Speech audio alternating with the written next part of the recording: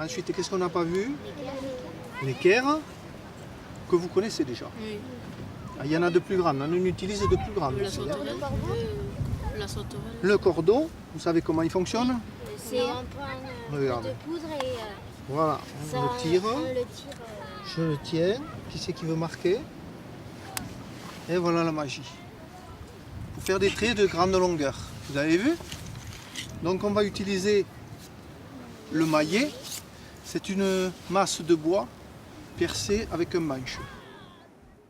Alors là, on va enlever de la matière pour permettre le passage plus aisé au niveau des marches de l'escalier.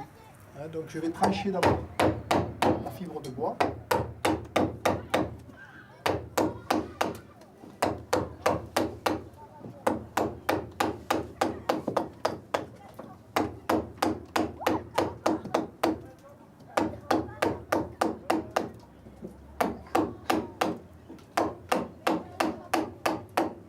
C'est un chêne qui est très dur. Hein. Vous voyez comme il est noir. Alors en premier, je tranche les fibres de bois et ensuite je les relève avec le ciseau.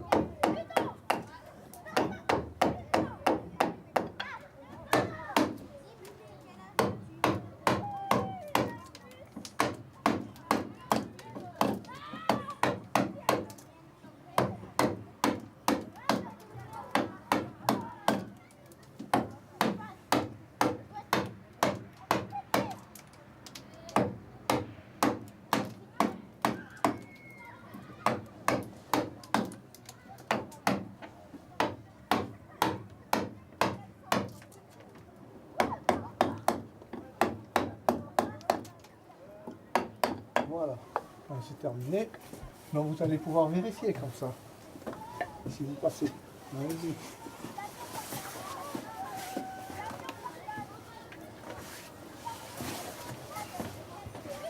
Au niveau du moulin, notre rôle, ça a été d'essayer de relever des mesures pour pouvoir essayer de réaliser la charpente telle qu'elle était présentée à l'origine.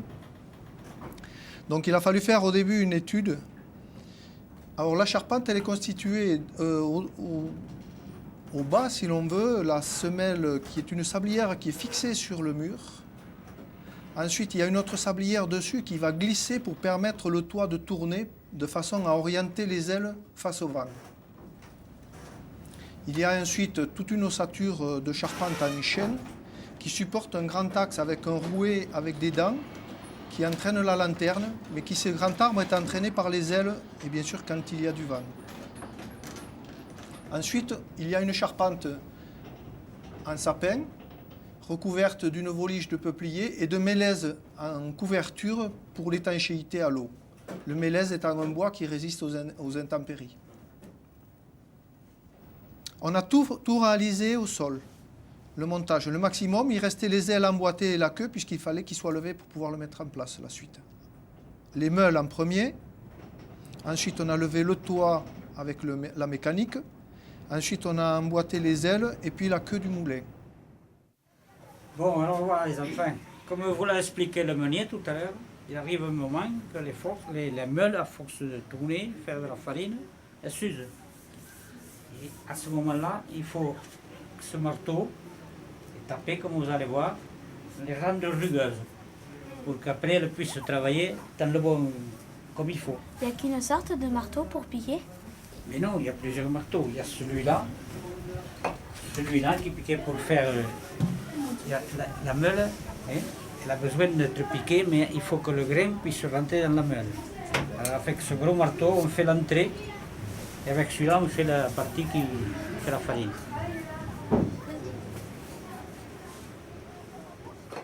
Combien faut-il de temps pour piquer une meule?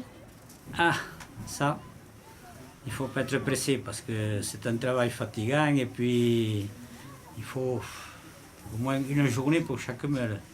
Comme il y en a deux, 2 jours sans s'amuser. Vous avez un moulin? Oui, Vous avez un moulin? j'ai un moulin et il ne marche pas avec du vent, il marche avec de l'eau.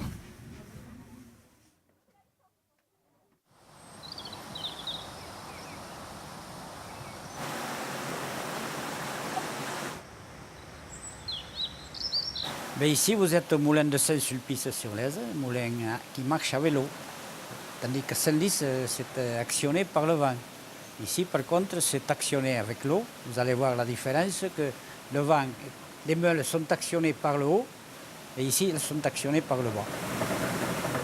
Je me suis trouvé à faire marcher ce moulin à une époque où c'était la guerre de 1939.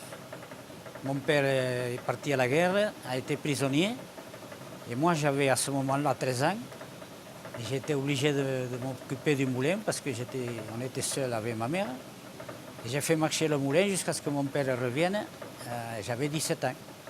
Bon, alors, vous voyez cette meule que vous avez devant vous, là, c'est la meule qui travaille avec l'autre qui est... celle-ci, on appelle ça la courante. Et l'autre, la dormante. Là, elle est à l'envers, la meule. On a été obligé de la tourner pour pouvoir repiquer. Alors, on la retourne comme ça. Elle vient sur l'autre. Et c'est le grain en passant là qui passe dans la meule et qui fait la farine. Mais les piqueurs de meule venaient assez souvent parce que c'était suivant le travail que faisait le moulin. Parce que plus on travaillait, plus il y avait d'usure. Par conséquent, ça faisait au moins 3 fois par an. Au moins 3 fois par an. Par contre, le travail du piqueur, c'est très difficile et puis c'est dangereux. Enfin, et pour piquer une meule comme celle-là, il faut au moins 3 jours.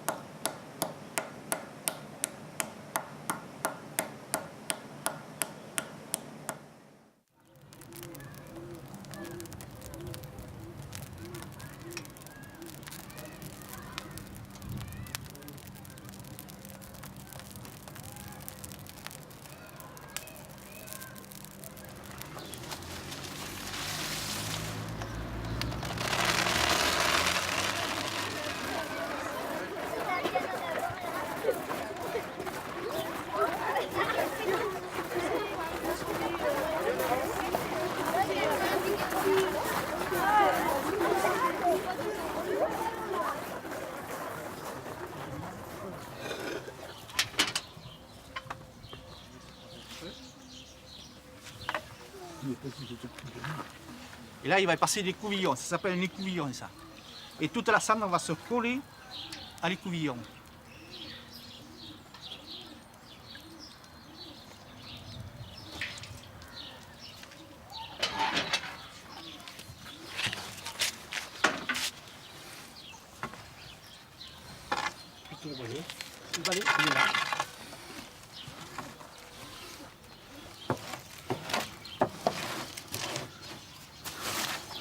Quels sont les ingrédients pour faire du pain? Maître, allez-y. Comment? Allez-y. Les ingrédients pour faire le pain. Oui. De l'eau et de la farine. Oui, mais le problème, c'est pas ça. Il Le faut problème, préparer le levain. le levain, c'est un champignon. Comme on fait les yaourts, c'est Il pareil. faut préparer le levain, il faut que la pâte se gonfle, il faut qu'elle pourrisse presque. Et après on prépare le pain. Essentiel. Et c'est naturel. Le levain est essentiel. Dans les boulangeries, on voit des pains avec, c'est des courants et il y a un trou dedans. Ah, le trou, c'est justement. Pourquoi avant on faisait du pain avec un trou? Avant, il y avait un four dans la commune. Et les gens faisaient la pâte chez eux. Et venaient le faire cuire. Et avec une pomme de terre, un morceau de bois, ils faisaient le marque et le marquaient. Et le trou, il servait à quoi? C'est très important. C'est-à-dire référencier. Non, c'était pour le transporter. Parce qu'ils prenaient un morceau de bois, ils empilaient le pain et ils partaient avec le pain sur l'épaule. C'était pour le transporter. Bon, là on va enfourner en même temps. Le maître il a dit enfourner.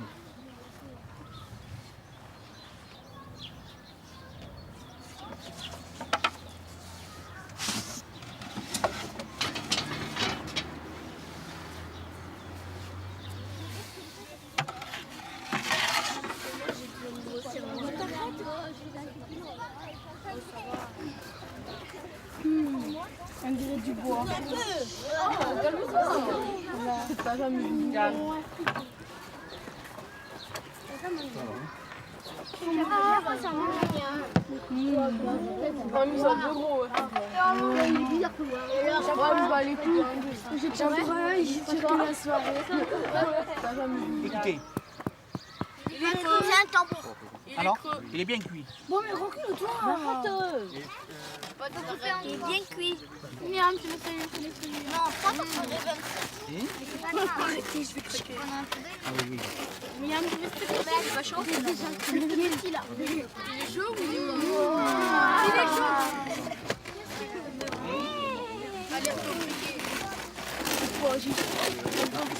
Vous le gardez un peu dans la main, et parce qu'il est encore chaud, et ça va pas virer. C'est chaud. Je vais ramener une fois à la maison. Doucement, doucement. Il y a pour tout le monde, il y a pour tout le monde, ne t'inquiète pas, il y a pour tout le monde.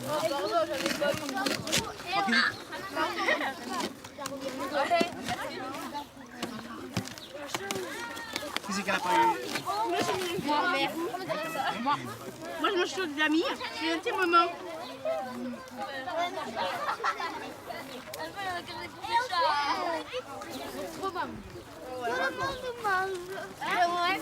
C'est midi.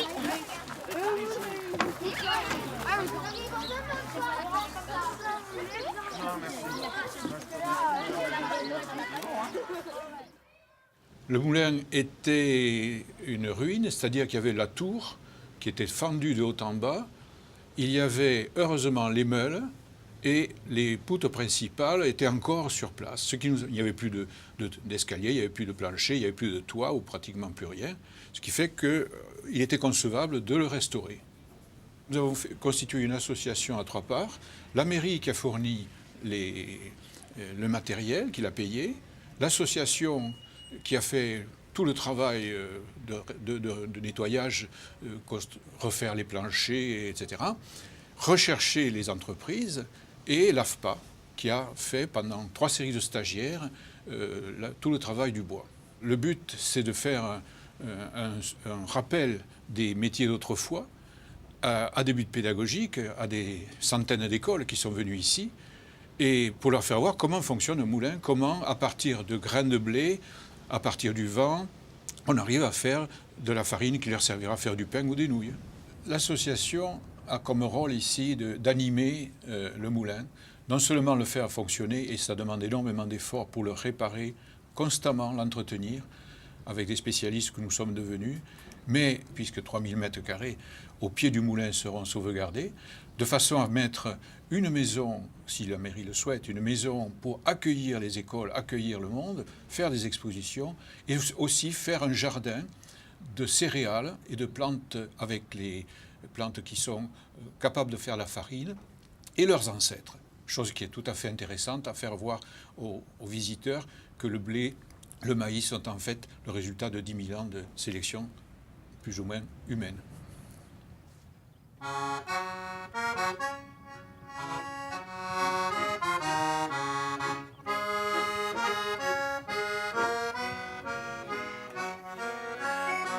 Moulin des amours, tu tournes tes ailes au fil des beaux jours, moulin des amours. Mon cœur a dansé sur ces ritournelles, mon cœur a dansé sans même y penser. Ah mon Dieu, qu'ils étaient jolis, ces yeux qui valsaient dans les miens.